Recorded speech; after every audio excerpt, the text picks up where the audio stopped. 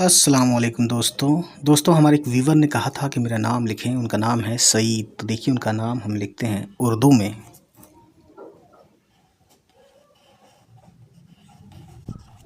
ये है नाम सईद, सीन ज़बर सा और ये आइन है। ठीक है दोस्तों, ये है और ये दाल है दोस्तों। ठीक है, तो इस तरीके से हम नाम लिख चुके हैं सईद भाई का। ठीक है,